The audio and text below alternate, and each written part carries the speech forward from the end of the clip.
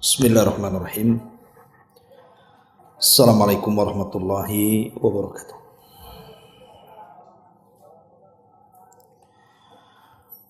Alhamdulillah wassalatu wassalamu ala Rasulillah wa ala alihi wa sahbihi wa mawalah wa la hawla wa la quwata illa billahi wa ba'du. Alhamdulillah, di pagi ini kembali kita bisa duduk untuk berthalabul ilmi dan kita masih meneruskan kajian kita, masih membahas Kitabul Jami', dan pagi ini kita masuk pada hadis ke-9 halaman ke-86, hadis dari Jabir radhiyallahu anhu. An Jabirin radhiyallahu anhu qala qala Rasulullah sallallahu alaihi wasallam kullu ma'rufin sadaqatun. Nabi sallallahu alaihi wasallam bersabda, semua kebaikan itu bernilai sedekah. Wa an Abi Dzar radhiyallahu anhu qala qala Rasulullah sallallahu alaihi wasallam la tahqiranna minal ma'rufi syai'an walau an talqa akhaka biwajhin talqin. Dari Abi Dzar Al-Ghifari radhiyallahu anhu, dia berkata, Nabi sallallahu alaihi wasallam bersabda, janganlah kalian meremehkan sedikit pun dari kebaikan, walaupun hanya menjumpai saudaranya dengan melemparkan senyum.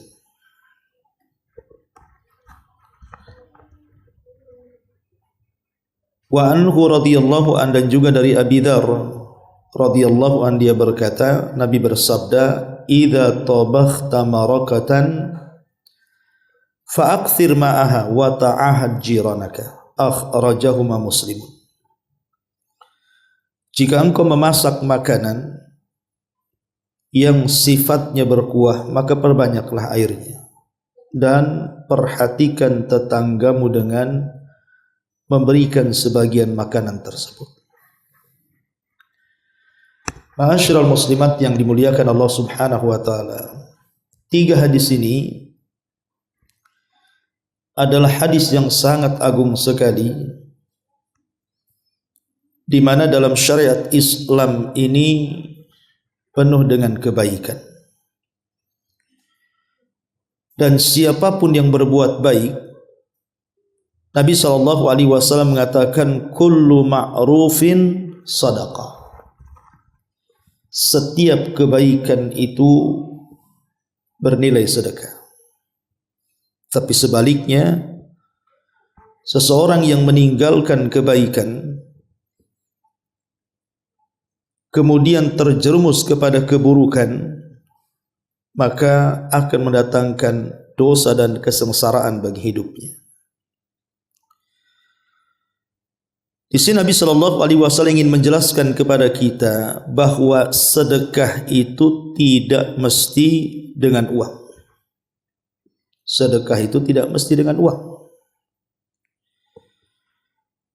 Karena di zaman Nabi sallallahu alaihi wasallam banyak orang-orang miskin itu yang cemburu dengan orang-orang kaya, sehingga kemudian mereka mendatangi Nabi sallallahu alaihi wasallam dan mengatakan, ya Rasulullah, dhahaba ahlud duthur bil ujur.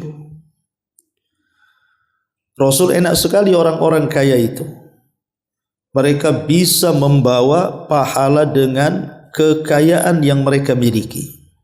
Lah sementara kami orang-orang fakir, kami tidak bisa berbuat seperti yang mereka buat. Mereka salat sama dengan kami salat, mereka puasa sama dengan kami puasa, tetapi mereka bersedekah dan kami tidak sanggup untuk bersedekah. Maka Nabi SAW kemudian menasihati para sahabat yang Allah Subhanahu wa Ta'ala takdirkan kehidupan mereka tidak seperti orang kaya.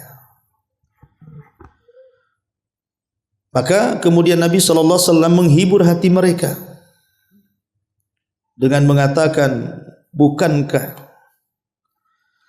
setiap tasbih, maksudnya setiap ucapan subhanallah, kalau kalian ucapkan itu adalah sedekah?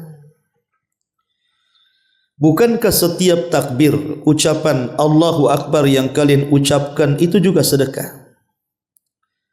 Bukankah setiap tahmid, ucapan Alhamdulillah yang kalian ucapkan itu sedekah?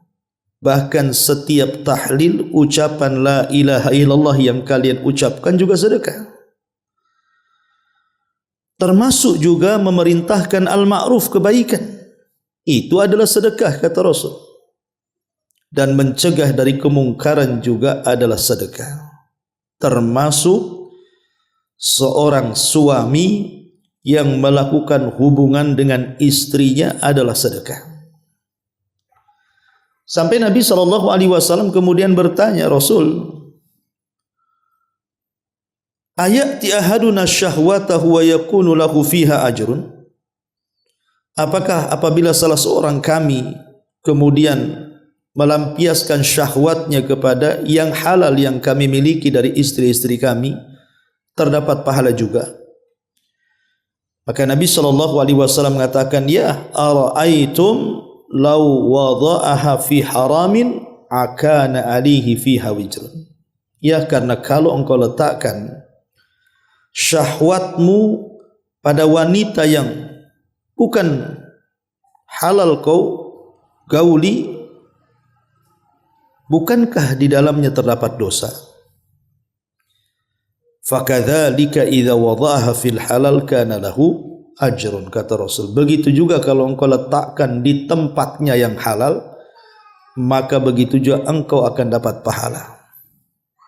Lihat bagaimana Nabi SAW menghibur orang-orang yang mereka tidak memiliki harta tapi ingin bersedekah. Maka Nabi SAW memberikan solusi, bersedekahlah dengan cara seperti itu, dengan cara memperbanyak zikir, tasbih, takbir, tahmid, tahlil, mengajak manusia kepada kebaikan, mencegah dari kemungkaran, termasuk juga melakukan hubungan suami istri. Itu sedekah, karena ini bisa dilakukan siapa saja, baik dia orang yang kaya ataupun yang miskin. Bahkan dalam sebuah hadis yang dikeluarkan Imam Muslim, Nabi SAW mengatakan, kullu sulami atau kullu sulama minan nasi alaihi sadaqah. Setiap anggota tubuh manusia itu memiliki keharusan untuk mengeluarkan sedekahnya. Kulla yaumin tatlu afihi syamsu. Pada setiap hari, yaitu pada setiap hari ketika matahari terbit, seseorang itu harus mengeluarkan sedekahnya. Kemudian kata Nabi SAW, ta'dilu bainal itsnaini sadaqatun. Ibu mendamaikan dua orang yang berselisih itu sedekah. Kalau ada orang yang berselisih, ibu tengahi itu sampai akhirnya yang berselisih berdamai, berarti ibu sudah bersedekah. Wa tu'inur rajul fi dabbatihi fatahmiluhu 'alaiha aw tarfa'u lahu 'alaiha mata'ahu shadaqatun.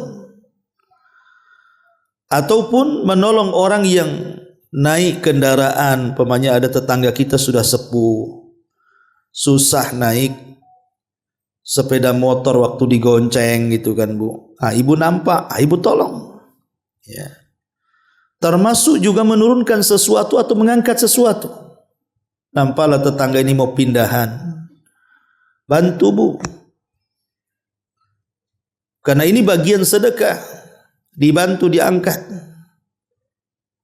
Jangan pula kemudian ibu diam saja, malah senang.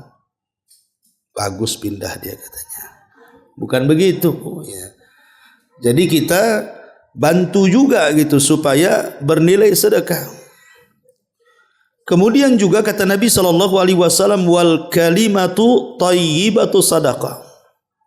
Termasuk ucapan yang santun. Ibu milih-milih bahasa, milih-milih diksi, milih-milih kata lah. Kalau ngomong itu ndak asal ngomong, dipilih, ini mufrodatnya ini yang cocok nih. Kan setiap daerah itu pastilah punya bahasa-bahasa yang halus, bahasa-bahasa yang sangat halus. Lah ketika ibu memilih kata itu, kemudian ibu menganggap kata itu yang paling halus yang diucapkan, itu bagian daripada sedekah. Tidak harus dengan uang kan gitu. Ucapan yang santun, ucapan yang baik juga adalah sedekah. Wa kullu khutwatin tamshiha ila salati sadaqah. Bahkan langkah-langkah kaki menuju masjid juga sedekah. Termasuk wa tumitul adza anit tariqi sadaqah. Seseorang membuang hal-hal yang mengganggu manusia di jalan itu bagian daripada sedekah. Sampai ada satu kisah. Kisah ini dikisahkan oleh salah seorang syekh. Jadi ada satu keluarga itu melakukan safar menggunakan kendaraan pribadi. Lah safarnya ini memakan bisa sehari 2 hari. Karena terkadang lewat jalan yang baik, aspal, terkadang padang pasir gitu kan. Sehingga terkadang istirahat, terkadang melanjutkan perjalanan. Jadi tengah jalan mungkin nampaknya ada mobil yang bawa kaca, kemudian kacanya tumpah di jalan. Sehingga berserak kemana-mana tuh kaca itu. Sebenarnya kalau dia mau lanjut saja tidak ada masalah dengan dia kan, kalau mobil nabrak kaca kan nggak akan masalah gitu ya, karena kacanya juga sudah berserak di pinggir jalan. Tetapi dia ingin mengamalkan sabda Nabi SAW bahwa serendah-rendahnya iman itu adalah imatatul adza anit thariq. Seseorang menghilangkan gangguan-gangguan yang kira-kira mengganggu manusia di jalan. Jadi berhentilah dia dengan keluarganya itu. Kemudian dibersihkan, karena kacanya banyak itu, sampai betul-betul jalan itu kemudian bersih dari kaca-kaca itu. Sehingga kalau orang lewat tidak pakai sandal pun insya Allah tidak akan tersakiti. Dan itu menghambat perjalanannya karena hampir 1 hari itu membersihkan kaca itu dan membuangnya. Dari kaca yang pecahannya besar sampai yang pecahannya kecil. Padahal sebenarnya dia terburu-buru. Tapi karena ingin melaksanakan sabda Nabi SAW, membuang hal-hal yang membahayakan manusia di jalan, dia coba amalkan hadis itu. Kemudian selesai membersihkan jalan dan semua orang yang lalu lalang pun tidak akan tersakiti, dia melanjutkan perjalanannya. Setelah kemudian kelelahan, sudah berjam-jam berjalan, akhirnya kemudian istirahat makanlah. Satu keluarga turun dari kendaraannya, kemudian makan gitu kan. Kemudian hendak melanjutkan perjalanannya. Disitulah kesulitan datang. Di mana kunci kendaraannya itu hilang. Lupa letak tah di mana. Dan itu sudah kondisinya masuk ke areal padang pasir. Coba bayangkan kunci kalau jatuh ke padang pasir tentu akan terkubur tuh. Hampir kemudian putus asa, satu keluarga ini mencari ke sana kemari, tidak ketemu tuh kunci itu. Dan mereka berada di tengah padang pasir. Bisa saja kemudian kalau tidak ada orang lewat, tidak akan terong, mati pula mereka kehausan kalau habis bekalnya. Akhirnya kemudian hampir putus asa, satu keluarga sudah pada nangis gitu kan, karena mereka takut mereka tidak bisa melanjutkan perjalanan. Apalagi malam mau sebentar lagi datang gitu, takut ada penjahat dan begitu seterusnya. Subhanallah, datang keajaiban di sini. Rupanya anak yang kecil yang masih usia 5 tahun, tidak ngerti apa-apa gitu kan, ikut nyari juga, dia ngorek-ngorek gitu. Ketemu pula Ya. Dari situ kemudian yang punya mobil itu terfikir bagaimana Allah Subhanahu wa taala mengganti kebaikan tersebut dari kesusahan yang dihadapinya. Coba bayangkan kalau seandainya kunci itu tidak ketemu, bagaimana kondisi mereka di tengah padang pasir itu? Tapi Allah Subhanahu wa taala ganti bahwa sana'iul ma'ruf taqi masari as-su. Bahwa berbuat baik itu bisa menghindarkan hal-hal yang buruk yang akan menimpa dia. Lihat bagaimana keajaiban orang yang berbuat baik, walaupun hanya sekedar imatatul adza anit tariq gitu ya, walaupun hanya sekedar membuang hal-hal yang ada di jalan. Makanya dulu ada seorang ulama namanya Rabi ibn Khaytham. Itu kalau lewat di jalan kemudian ada paku, ada beling diambil kemudian disisihkan ke pinggir, dia selalu mengatakan, ya Rabb, kalau memang dibalik saya membuang hal-hal yang mengganggu manusia di jalan ini ada pahalanya, aku kirimkan pahalaku kepada orang tuaku yang sudah meninggal. Begitu. Ya, jadi mengirim pahala kepada orang tua tidak mesti harus sedekah uang. Datang ke masjid nih Ustaz, saya sumbang 1 tiang. Tolong doakan juga pahalanya sampai kepada orang tua kita. Ya, kalau ada yang mampu lebih baik seperti itu. Tapi kan tidak semua orang mampu menyumbang, bersedekah. Maka dengan cara yang lain sedekah itu bisa dilakukan. Ma'asyiral muslimat yang dimuliakan Allah Subhanahu wa taala. Kemudian juga disebutkan di dalam hadis yang dikeluarkan Imam Ahmad dalam musnadnya.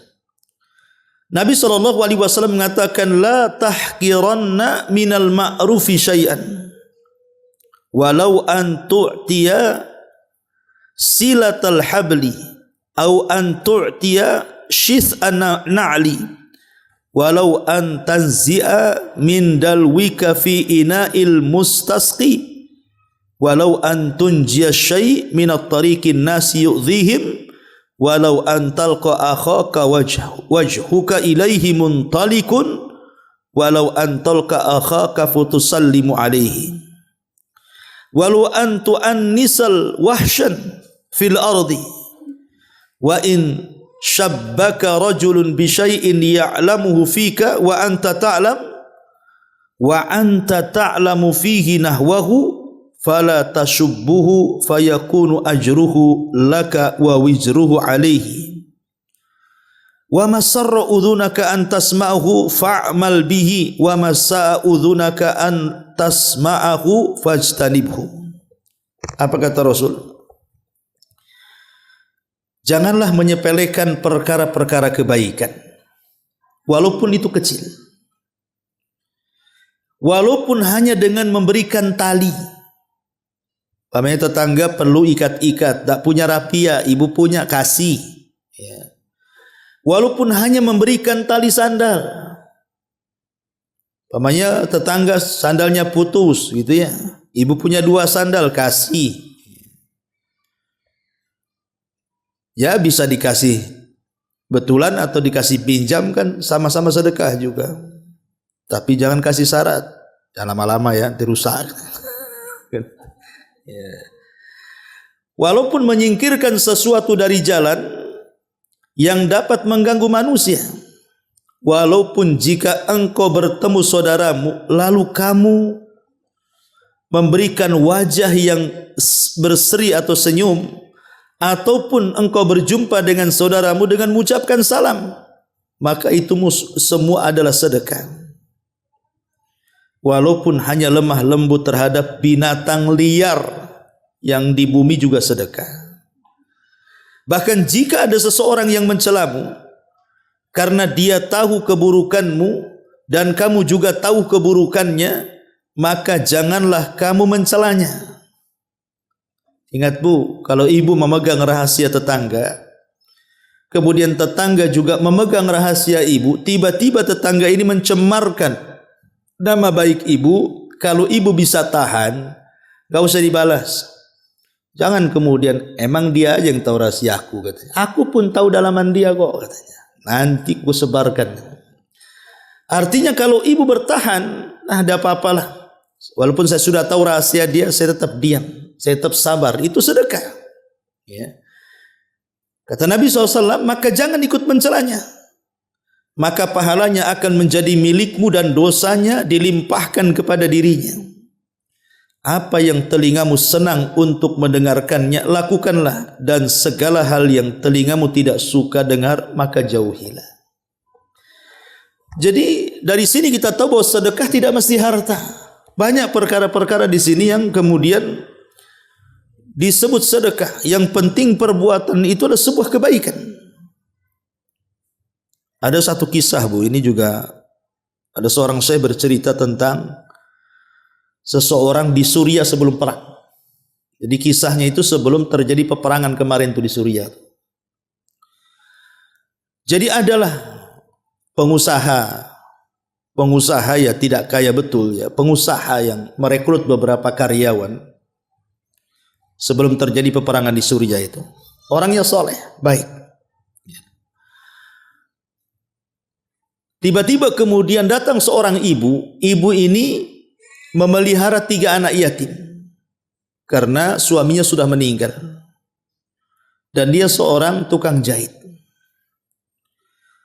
Jadi selama dia bekerja membuka tukang jahit di rumah itu, ya Allah takdirkan syarat rezekinya, jaranglah orang yang datang membawa baju untuk dijahitkan atau kain untuk dijahitkan itu. Sementara dia harus menghidupi 3 anak yatim yang ayahnya sudah meninggal. Jadi kebetulan ibu ini punya genset listrik, Bu. Genset listrik itu sudah tua. Dan sebenarnya tidak berfungsi lagi genset itu. Dan kalaupun diperbaiki itu sulit gitu ya. Harus ya membeli onderdil baru dan harganya mahal sekali. Tiba-tiba kemudian seorang ibu ini datang kepada laki-laki pengusaha tadi. Kemudian dia mengatakan, Pak, saya ini punya genset, mau saya sewakan. Kemudian dia menceritakan ekonominya.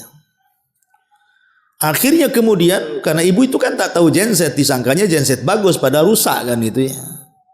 Kemudian genset itu diserahkanlah ke pengusaha tadi. Kata sang ibu, saya ingin sewakan. Boleh jadi bisa membantu penerangan di perusahaanmu, katanya. Akhirnya dicek, rupanya rusak dan tidak bisa diperbaiki karena sudah tua.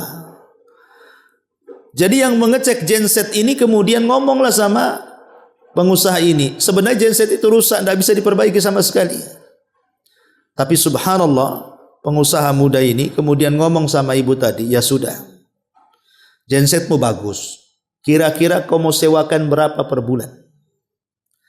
Akhirnya kemudian wanita ini mengatakan sekian dan sekian, pokoknya cukup untuk makan dia dan 3 anak yatimnya dalam sebulan itu.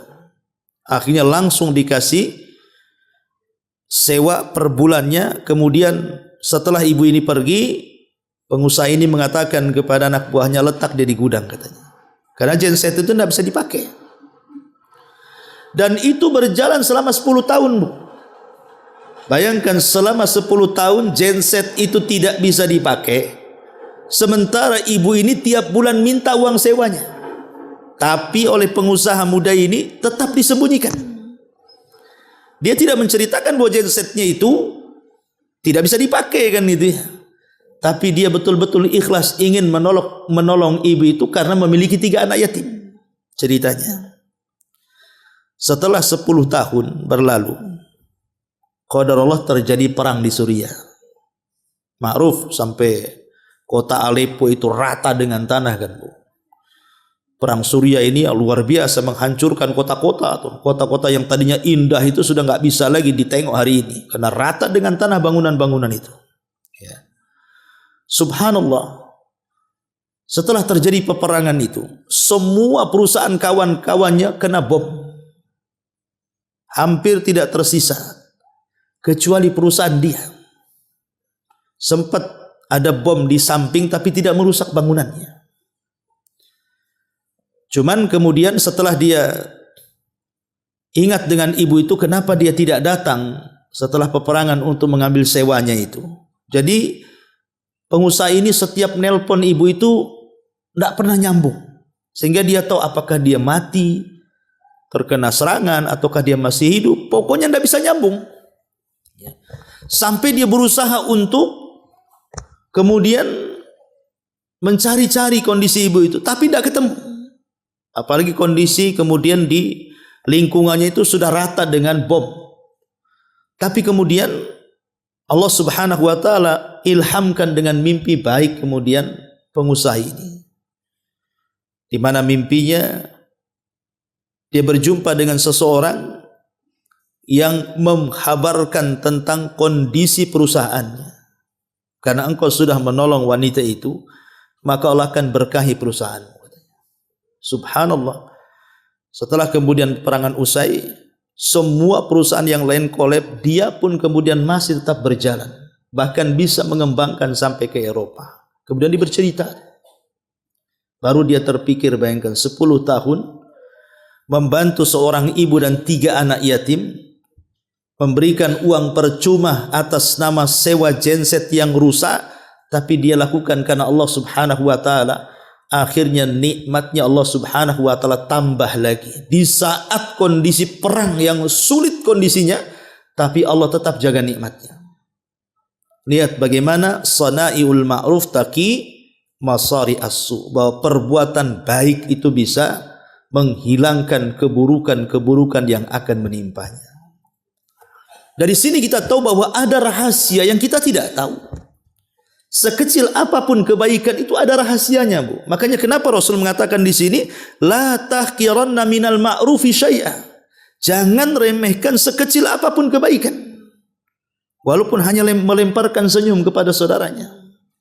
Karena di balik ma'ruf kebaikan itu ada rahasia ilahi yang kita tidak tahu. Walaupun hanya kecil gitu ya kebaikan itu, pasti ada rahasianya. Makanya kenapa Allah Subhanahu wa taala berfirman dalam surah Al-Muzammil ayat 20 itu, wa ma tuqaddimu li anfusikum min khairin tajiduhu indallah. Dan kebaikan apa saja yang kamu perbuat itu untuk dirimu, niscaya kamu akan memperoleh balasan di sisi Allah Subhanahu wa taala. Imma balasan dunia ataupun balasan akhirat. Maka jadilah orang baik, ya, jadilah orang yang senantiasa menolong orang, walaupun ya sekemampuan kita lah kan gitu. Kita tidak bisa seperti orang, tapi saya bisa seperti ini. Itu maksudnya, ya. Bahkan disebutkan juga dalam hadis yang dikeluarkan oleh Imam Ibnu Hibban dan disahihkan oleh Syekh Albani rahimahullahu taala. Hadis ini dari Sulaim ibn Jabir al-Juhani radhiyallahu an. Beliau mengatakan, ya Rasulullah, ausini, Rasul, bisa enggak kewasiatkan kepadaku? Maka Nabi SAW mengatakan, alaika bittiqaillah. Engkau harus bertakwa kepada Allah. Wala tahqiranna minal ma'rufi syai'a. Dan jangan kau remehkan sekecil apapun kebaikan. Walau antufriga min dalwika fi ina'il mustasqi wa tukallim akhaka wa wajhuka ilaihi munbasit. Kata Rasul, bertakwalah kau kepada Allah. Jangan meremehkan sekecil apapun kebaikan, sekalipun hanya dengan menuangkan ember airmu ke bejana orang yang membutuhkan air, kemudian berbicara dengan saudaramu dengan wajah yang manis. Lihat bagaimana Nabi SAW sampai mencontohkan walaupun hanya menuangkan air, ya, itu termasuk juga sedekah. Termasuk juga hadis Abi Dzar Al-Ghifari radhiyallahu anhu, dia pernah mengatakan, Rasul, amal yang paling afdal itu apa?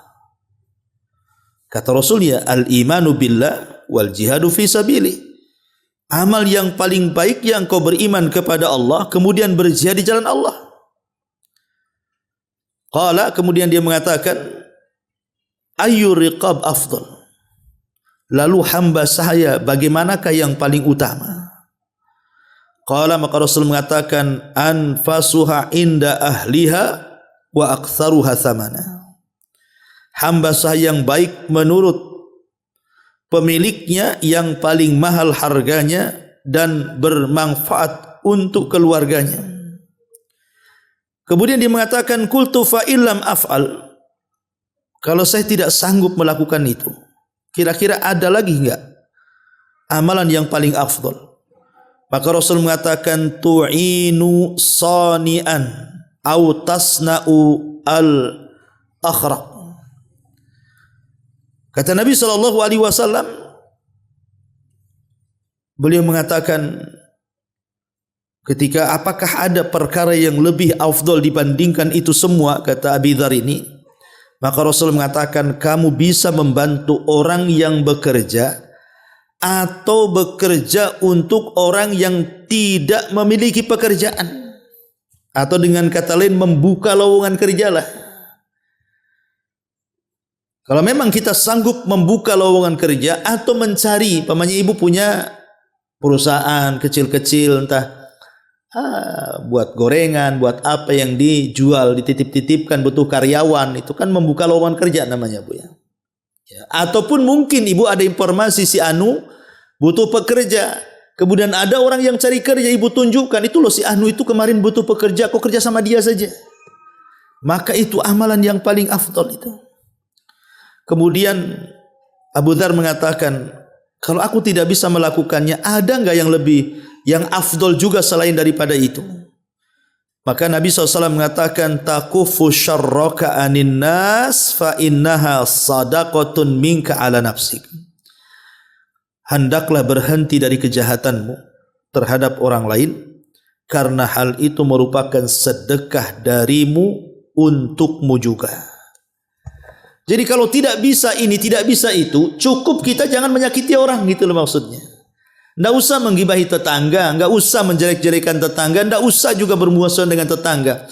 Kalau kita tidak bisa berbuat baik, jangan berbuat jahat. Nah itu sedekah juga tuh.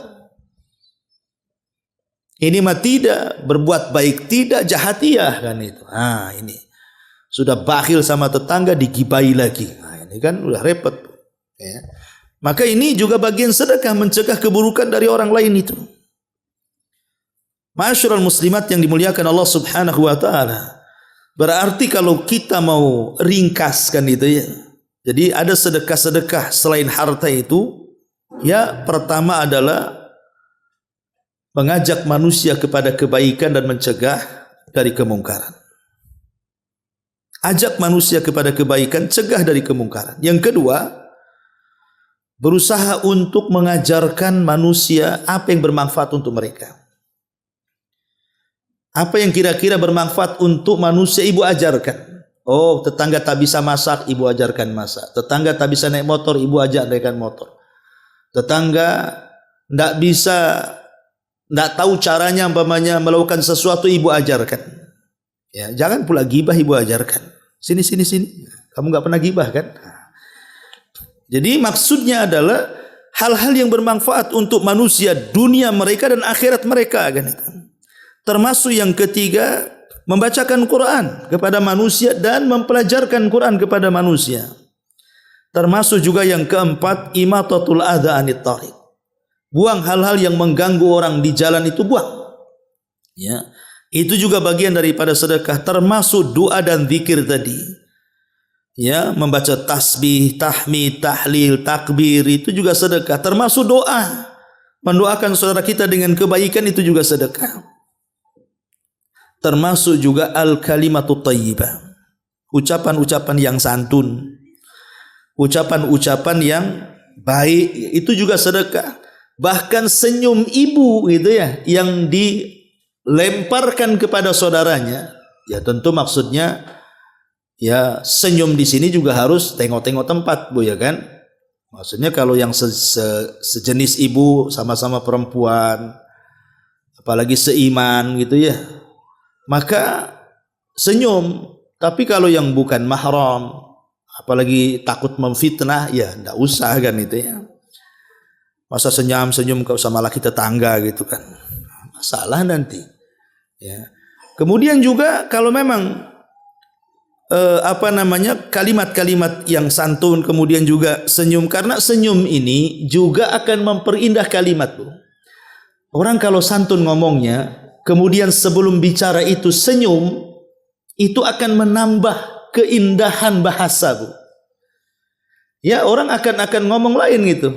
Enak ngomong sama si Umi Anu, kenapa? Belum ngomong aja sudah tersenyum dia tuh. Jadi belum ngomong aja orang sudah suka, Bu.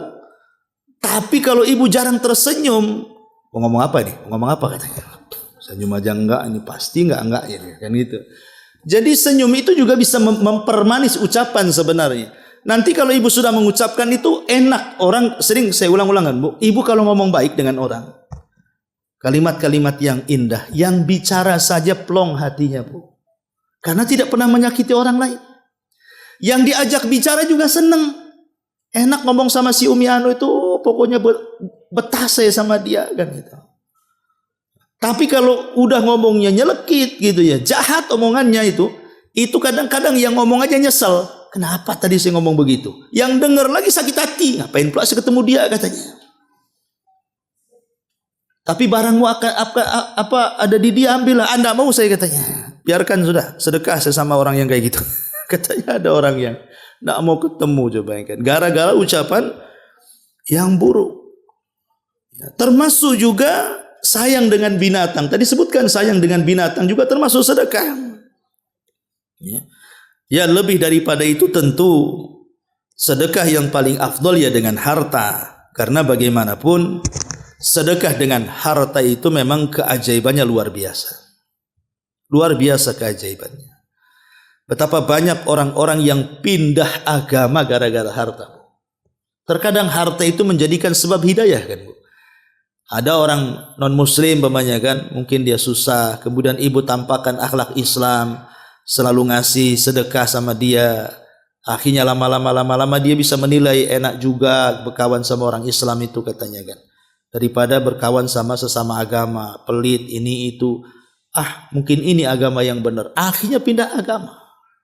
Sama juga kebalikannya kan, Bu. Orang kita pindah agama pun gara-gara itu juga tuh. Karena orang Islamnya pelit-pelit. Orang di luar Islamnya pula dermawan. Akhirnya, malas juga agama Islam ini katanya. Saya susah nggak ditolong. Tapi hari-hari diminta sedekah katanya. Akhirnya kemudian pindah pula di agama. Lah makanya keajaiban luar biasa. Banyak kemudian orang masuk Islam itu gara-gara menerima sedekah. Makanya kenapa di antara mustahik orang yang berhak mendapatkan zakat itu salah satunya adalah mu'alaf. Orang-orang yang dilembutkan hatinya baik dia baru masuk Islam atau belum masuk Islam tapi kepengen masuk Islam. Kita lembutkan lagi dengan harta kita supaya dia mau menerima hidayah. Ya, jadi luar biasa di balik sonaiul ma'ruf itu ya, melakukan kebaikan-kebaikan itu terkadang bisa menjadikan hidayah. Masyarul muslimat yang dimuliakan Allah Subhanahu wa taala. Makanya kalau kita melihat kisah-kisah di zaman Nabi contohnya kan. Kisah-kisah di zaman Nabi. Ada satu kisah menarik ketika Ummu Salamah radhiyallahu an itu kan dipisah oleh keluarganya dengan Abu Salamah. Abu Salamah hijrah duluan. Ummu Salamah ditahan kabilahnya, tidak boleh. Sampai rebutan anaknya ditarik-tarik tangannya sampai patah kan itu, sampai putus tangannya itu. Akhirnya Ummu Salamah selama setahun dia merindukan suaminya karena terpisah dia di kabilahnya di Mekah, suaminya sudah ada ke Madinah. Sampai sakit, akhirnya dia ingin susul suaminya. Dan suaminya pun tidak bisa menjemputnya karena bisa nyawa taruhannya, terpaksalah kemudian suaminya tinggal di Madinah menunggu istrinya. Akhirnya safar sendiri, Bu, bayangkan. Safar sendiri, Mekah Madinah itu jauh jalan kaki lagi. Seorang wanita, itulah wanita pertama yang hijrah itu namanya Ummu Salamah, Bu. Qadarullah di tengah jalan ada orang musyrik tapi baik hati namanya Utsman bin Abi Thalhah namanya. Utsman bin Abi Thalhah. Kemudian dia berpapasan dengan Ummu Salamah. Kemudian ditanya, "Ada apa wahai Ummu Salamah? Kenapa engkau berjalan sendirian?" Kemudian dia mengatakan, "Saya ingin nyusul suamiku," katanya. Sama anak gadisnya itu berdua itu berjalan. Subhanallah, akhirnya ditumpangi kebaikan itu. Jadi diantar pakai unta dia dari Mekah sampai Madinah, Bu. Tidak mengambil balasan sama sekali padahal dia musyrik itu. Utsman bin Abi Thalhah itu. Ketika sampai di gerbang kota Madinah, turun dia dan mengatakan, "Wahai Ummu Salamah, Madinah di depanmu itu gerbangnya. Kau carilah suamimu di sana. Aku hanya bisa mengantar sampai di sini." Kemudian dia pulang. Subhanallah. ketika melihat bagaimana perjuangan Ummu Salamah dalam Islam ketika hijrah itu pula yang menjadikan Utsman bin Abi Thalha masuk Islam. Karena perjuangannya tidak mungkin kalau agama Muhammad itu tidak benar. Kok sampai seperti ini pengikutnya? Sampai membela-bela seperti ini, sampai menaruhkan jiwa-jiwa mereka kan itu. Dari situlah sebab keislaman siapa? Utsman bin Abi Thalha ini. Dan sebab keislamannya dan sudah menolong Ummu Salamah itu, apa yang terjadi? Akhirnya Bani Syaibah, kabilahnya Utsman bin Abi Thalha itu diserahkan oleh Nabi SAW sebagai pemegang pintu Ka'bah. Bahkan tidak boleh ada orang yang mengambil kunci pintu Ka'bah itu dari Utsman bin Abi Thalha. Sampai ketika Abbas bin Abi Thalib ngomong sama Rasul, dan ketika itu Utsman masih musyrik, dia mengatakan, wahai Rasul, ambil saja kunci Ka'bah itu dari si Utsman Bani Syaibah itu. Kata Rasul, tidak. Karena ketika itu kan sedang Fatu Mekah, Mekah sudah terkepung. Kemudian Utsman pun masuk Islam. Maka tetap penjaga pintu Ka'bah itu dari dulu sampai sekarang ya oleh Bani Syaibah.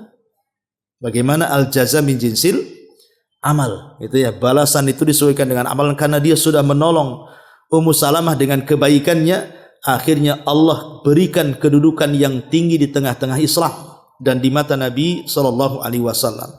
Makanya jangan pernah meremehkan sekecil apapun kebaikan. Pasti ada kebaikan yang kita tidak tahu, itu rahasia Allah Subhanahu wa taala kepada kita. Inilah makna hadis kullu ma'rufin sadaqah. Setiap kebaikan adalah sedekah. Kemudian hadis ke-10-nya dicontohkan, walaupun hanya melemparkan senyum. Kemudian hadis ke-11-nya dicontohkan, walaupun hanya memberikan lauk yang tidak seberapa lah ke tetangga. Pamannya ibu masak sop gitu ya. Kata Rasul apa? Perbanyak kuahnya. Kuahnya 1 dandang, ayamnya 1 potong. Kan sayur itu kan ada yang rasa ayam, ada yang betul-betul sop ayam kan Bu.